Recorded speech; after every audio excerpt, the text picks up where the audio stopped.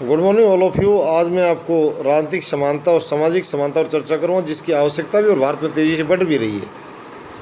राजनीतिक समानता का अर्थ है राजनीतिक दल से सभी नागरिकों के समान अधिकार होने चाहिए।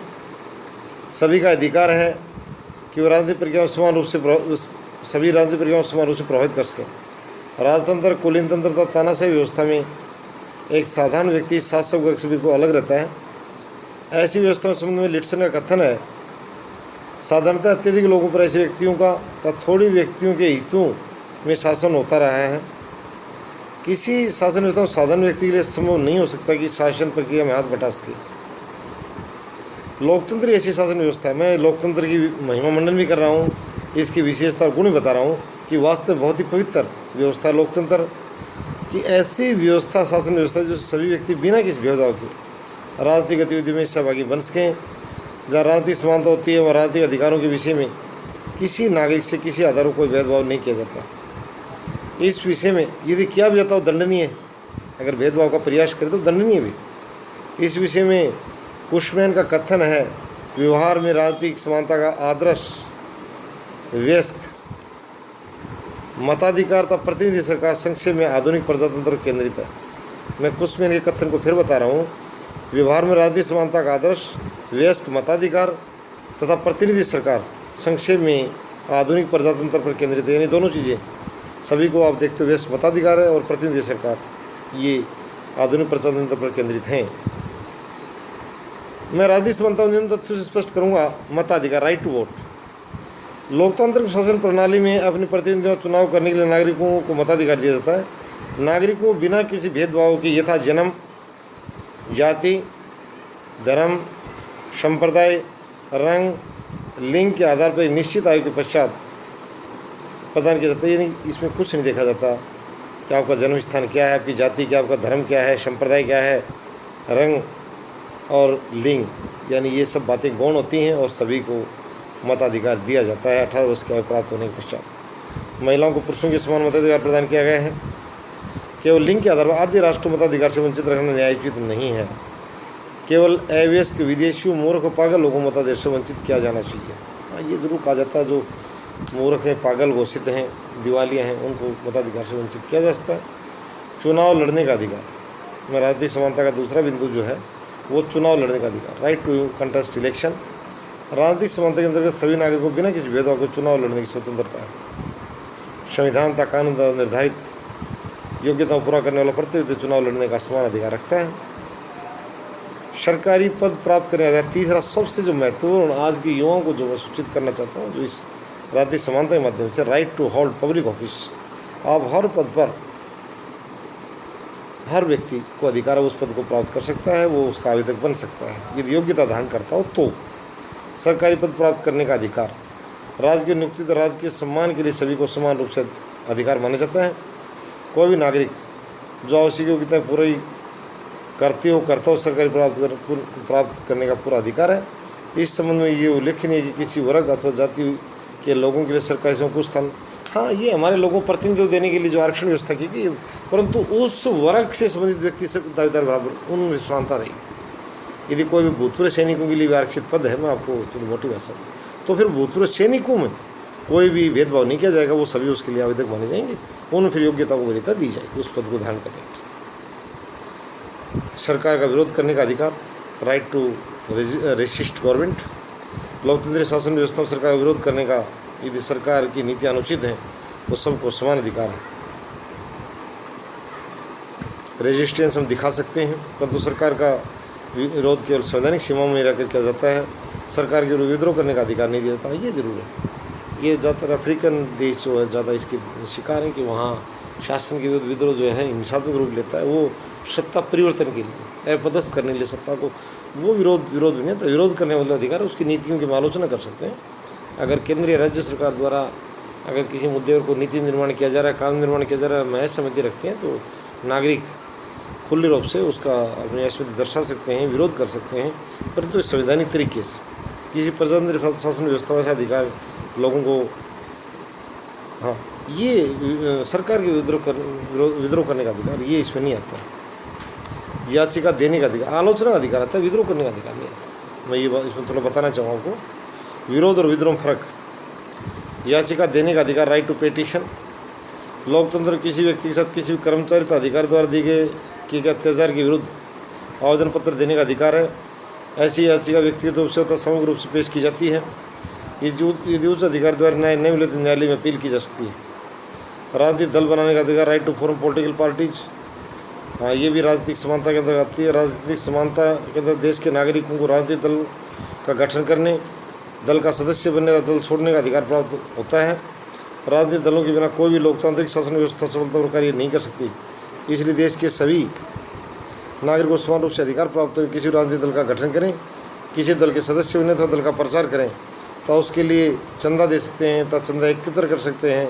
राजनीतिक दलों पर कार्यविधि के संचालन का पूर्ण अधिकार है, परंतु सरकार ये अनुभव करे कि किसी राजनीतिक दल की गतिविधियाँ राष्ट्र हित में नहीं है तो ऐसे दलों के कार्यों के ऊपर प्रतिबंध लगाया जा सकता है। वो अच्छा भी, यानी राष्ट्र हित तो प्राथमिकता रहेगा अगर कोई इस तरह की तुच्छ हरकतें करके और राष्ट्र का विरोध करके और उसके अखंडता को पर आंच डालने वाले भाषण देके दल का गठन करे तो उसको तो निश्चित रूप से जूत मारे जाते हैं। ये व्यवस्था इसमें है, इसमें क्या दो राय है। अब मैं सामाजिक समानता की बात करूँगा। ये राजनीतिक समानता को स्पष्ट करने में 6 बिंदु बताए हैं। मताधिकार, चुनाव लड़ने का अधिकार, सरकारी पद प्राप्त करने का अधिकार, सरकार का विरोध करने का अधिकार, याचिका देने का अधिकार और राजनीतिक दल बनाने का अधिकार। ये बिल्कुल लोकतांत्रिक व्यवस्था में हमारे सभी अधिकार प्राप्त हैं और यदि कहीं खामियां हैं तो उनको आगे आकर सभी संघर्ष से, इसमें कोई दो राय नहीं है कि ये मानव का स्वभाव होता है। जब गुड़ बांटना होता है तो अंधो बाटा रेवड़ी अपन अपन को दे, ये जो हिंदी की जो कहावत लोकोक्ति जो पुरानी चरितार्थ है उसमें देर सवेर हर व्यक्ति इस बुराई से अपवाद देखने में आता है कि कोई बचने की कोशिश करे। तो इस तरह की हरकतों पर अंकुश लगाने सामूहिक रूप से प्रयास कर सकते हैं, एक साझा संघर्ष कर सकते हैं कि योग्य को मिले ताकि अंधा रेवड़ी अपने को न दे। ये समस्या निश्चित रूप से छोटे से बड़े स्तर तक विद्यमान है, इसमें वो नकारा नहीं जा सकता, उसको हम दूर करें, सकारात्मक बने और ये कहें कि कभी आपको अवसर मिले तो आप थोड़ा सा उस गुण को आगे बढ़ाएं और बढ़ाने वाले लोगों को प्रेरित करें। अब मैं सामाजिक समानता की बात करूँगा। ये भी राष्ट्र निर्माण में बहुत ही आवश्यक है कि सामाजिक समानता से क्या अर्थ है। समानता का सिद्धांत सबसे पहले सामाजिक विषमताओं के विरुद्ध विद्रोह रूप प्रकट हुआ था। जिन देशों में जाति प्रथा, गुलामी प्रथा प्रचलित थी, वहाँ समाज के दलित तथा शोषित वर्ग के लोगों इस बुराई के विरुद्ध आवाज़ उठाई थी। जिस युग में राजनीतिक समानता तथा लोकतंत्र की चर्चा भी नहीं की जाती थी, उस युग में कुछ ऐसे विचारशीलता, कुछ समाज सुधारक अवश्य थे जिन्होंने समानता का पाठ पढ़ाया। भारत में कबीर, दादू तथा नानक ने जात पात की प्रथाओं के विरुद्ध प्रचार किया। ये किसी को कहना, किसी को अपनी समुदाय संप्रदाय को श्रेष्ठ मानना, ये सिर्फ एक नीच और तुच्छ व्यक्ति की मानसिकता हो सकती है। वो स्वयं नीच पतित कि जातिवार के आधार पर वो कहते हैं कि ये बादशाह, एक लोकगीत में कहा गया था कि तू क्या डीसी की साली है, कोई बादशाह का साला है। इस तरह के गिरे हुए चरित्र के जो लोग थे वो शक्ति प्राप्त करके अपने आप को कुछ मान लेना, नीच कर्मों के लोग कहते थे न कि एक प्रकार से नशा और नाच का खेल, उसके बल से कर्मशील और उच्च आदर्श के लोगों को नीचा दिखाना। मैं सबसे ऊंचा उसको मानता हूँ जो भारत माता की सफाई का कार्य करता है, जो भारत माता की सीमा पर रक्षा कार्य करता है। वो परिवार सबसे पहले जो भारत माता के लिए खाद्यान्न उत्पादन का कार्य करता है, वो परिवार सबसे पहले पुरस्कृत किए जाने चाहिए, सबसे ऊँचे वो सम्मान से देखा जाना चाहिए। और जो बहुत ही ईमानदारी से जो टैक्सों का भुगतान करते हैं उनको बहुत ऊँची दृष्टि और सम्मान से देखा जाना चाहिए, जो विकसित लोकतंत्र में देखा जाता है। मैं भारतीय लोकतंत्र में भी आह्वान करता हूँ कि सामाजिक समानता है नहीं, ज़रूरी है कानूनी रूप से लागू किया जाना है। कहीं भी असमानता और इस तरह की हल्की बातें दिखाई नहीं देनी चाहिए। ये समस्त भारतीय नागरिकों को ये एक प्रकार से इस वीडियो के माध्यम से सचेत भी किया जा रहा है कि किसी भी स्तर पर इस तरह का प्रयास नहीं करें जिससे सामाजिक असमानता दिखाई दे। नहीं कि हमारा संविधान इस तरह की इजाज़त किसी व्यक्ति देता है और कानून से बड़ा कोई नहीं, सभी समान हैं। सभी संप्रदाय जो हैं वो अपनी जगह अच्छे हैं, कोई न कोई ऊंचा है न कोई नीचा है। ठीक है, कोई अपने आप को वर्गवार मानता हो तो उससे हमें कोई दिक्कत नहीं है। अपने सम्मान को जिंदा रखें, अपने धर्म को जिंदा रखें, अपनी जाति को जिंदा रखें, परंतु किसी दूसरी जाति की आलोचना करना, ये मानना यहाँ कोई ऊंचा नीचा, यहाँ कुछ नहीं, ये सिर्फ अपनी सोच है, अपने घर तक है। शायद हमारा कानून इस चीज़ से किसी को नहीं मानता है, न ऊंचा न नीचा, सभी बराबर है, सभी नागरिकों को समान अधिकार है, समानता और समरसता से रहिए। इस तरह की बातें कहीं दिखाई नहीं देनी चाहिए। गोरे काले तथा जातीय धर्म संप्रदाय के आधार पर दंगे होते रहते हैं, ये विदेशों में हैं। सांप्रदाय के आधार दंगे यहाँ भी हो जाते हैं। जो ये धार्मिक स्थलों पर बैठे जो कोई है ना, ये भिखारी, भूखे भिखारी, दौलत के, ये अपने अनुयायियों को अच्छी बातें नहीं बताते, बदमाश दूसरे धर्मों के प्रति आग उगलते हैं, जिससे वो कई बार गरीब और पागल लोग विलित होकर आपस में संघर्ष कर बैठते हैं। उसी का नाम सांप्रदायिक संघर्ष नहीं। मैं इनको भी बताता हूँ कि ये भी अपने अनुयायियों को अच्छी शिक्षा दें, ईमानदारी की शिक्षा दें, उच्च चरित्र की शिक्षा दें। ये घटिया बातें और दूसरे संप्रदाय और धर्मों के प्रति जहर, जातियों के प्रति जहर नहीं बोले। जिस देश में जाति व्यवहार अधिक से अधिक है, वहाँ सांप्रदायिक दंगे भी होते रहती हैं, अच्छी बात नहीं। भारतीय समाज हजारों वर्षों तक घिनौनी प्रथा, छुआछूत से ग्रसित रहा है।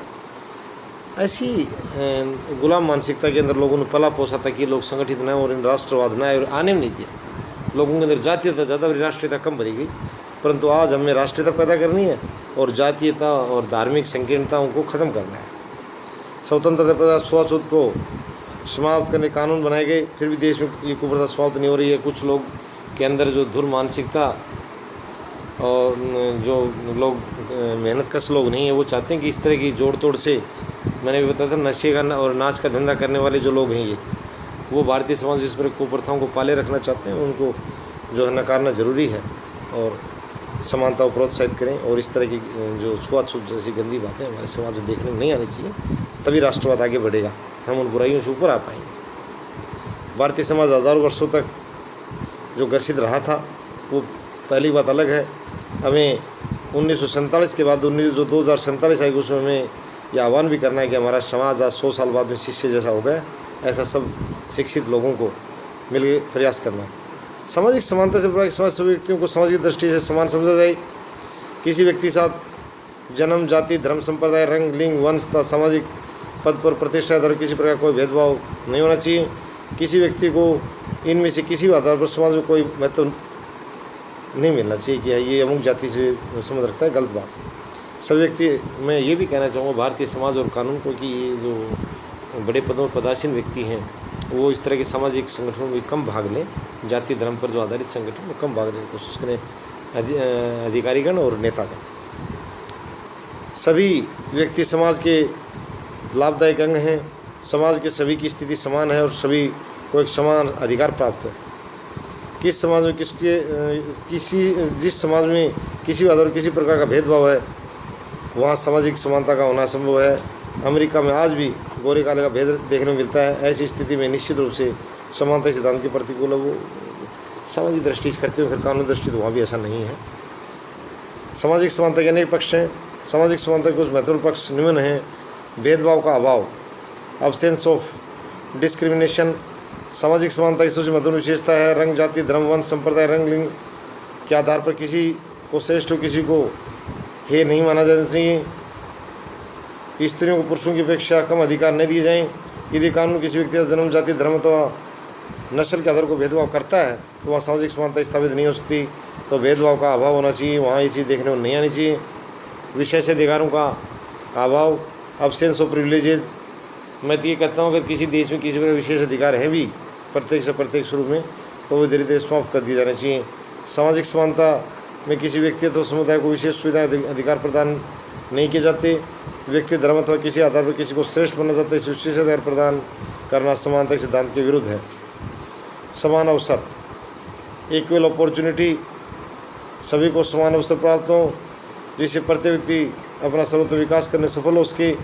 यदि कुछ विशेष वर्गों के लिए आरक्षित किए जाते हैं, अन्य वर्गों को ऐसे अवसर प्रदान नहीं किए जाते, तो भी सामाजिक समानता स्थापित नहीं हो सकती।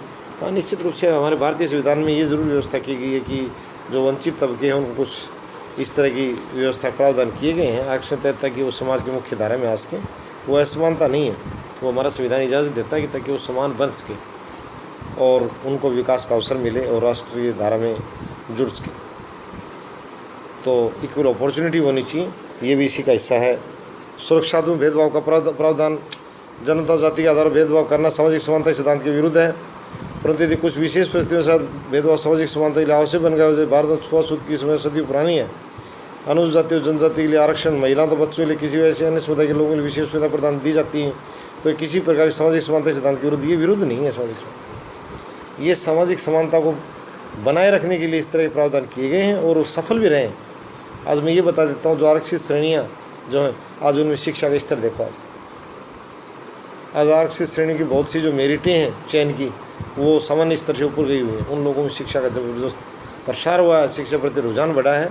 तो ये व्यवस्था हमारे संविधान में डॉक्टर साहब जो डॉक्टर भीमराव अम्बेडकर जी द्वारा जो की गई, बड़ी कारगर सिद्ध हुई है। यदि ऐसे लोगों में विशेष सुविधाओं का प्रबंध किया जाता है तो सुविधाएं इन लोगों के हितों को ध्यान में रखकर ही दी जाती हैं और ये संरक्षित भेदभाव का लाभ उठा समाज के लोगों को समान प्रगति कर सकें, इस वजह से इसको सुविधा दी जाती है। सामाजिक समानता को अधिक से अधिक मात्रा में संभव बनाने के लिए कुछ अन्य सुझाव भी ध्यान में रखा जा सकता है। हाँ, ये डॉक्टर जो हमारे राष्ट्रपति महोदय रहे हैं वेंकट रमन जी, उन्होंने भी ये बात कही थी कि आर्थिक समानता के बगैर आर्थिक स्वतंत्रता बगैर राजनीतिक स्वतंत्रता कोरी कल्पना है। हाँ, तो राष्ट्रपति महोदय क्या नारायण जी ने कहा था कि आर्थिक आज़ादी के बगैर राजनीतिक आज़ादी किसी काम की नहीं है। उनकी बात आज भी बड़ी स्टिक लग रही है और निश्चित लोगों से मैंने बार बार कहा भी था रोज़गार के अधिकार के माध्यम से कि लोगों को गरीबी से बाहर लाया जाए। इस गरीबी खाई में जब तक लोग रहेंगे तब तक उनको लोकतंत्र और आज़ादी ज़्यादा स्वादपूर्ण नहीं लगेंगे, वो टेस्टी नहीं लगेंगे। निश्चित रूप से उनको गरीबी खाई से बाहर ला जाए, फिर उनको ये बात अनुभव भी होगी और वो उनमें नागरिक के प्रति जवाबदेह नागरिक भी तैयार कर पाएंगे। तो मैं आर्थिक समानता की बात करूँगा। और के आर नारायण जी की कथन, वो बहुत पहले राष्ट्रपति थे, काफ़ी अब्दुल कलाम से पहले किया, नहीं करीब 4-5 राष्ट्रपति पहले की, काफ़ी लंबा अरसा हो गया है। परंतु उनकी बात जब वो 15 अगस्त के दिन उनका जो भाषण शाम को जो प्रसारित किया था रेडियो पर, मुझे बड़ी बात पसंद आई। और दक्षिण के राज्य संबंध तो तमिलनाडु राज्य संबंध रखते हैं के आर नारायण जी, तो उनके बात में बड़े आज भी मेरे जहन में बैठी हुई है कि लोगों को गरीबी खाई से बाहर ले जाना अति आवश्यक है। भाषणों से नहीं, मैंने कहा था लोग काम करना चाहते हैं, कम वेतन पर करना चाहते हैं, कम से कम उन लोगों को काम देना निश्चित रूप से सरकारों का दायित्व है और दिया जाना चाहिए ताकि वो राष्ट्र निर्माण भी कर सकें और अपने पेट को भर सकें, उनको खुशी मिल सके और उनकी खुशी सामाजिक समानता बढ़ाएगी, राष्ट्रीय खुशहाली भी लेकर आएगी राष्ट्र। तो मैं आर्थिक समानता की जब बात करूं तो आधुनिक